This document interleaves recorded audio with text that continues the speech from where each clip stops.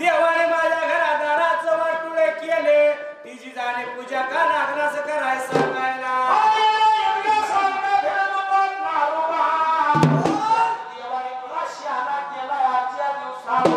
देवाने तुझं वाटुळेपणे केलं पण तुझं पण नारोबा काहीतरी चांगलं केलं शाळा केला तुला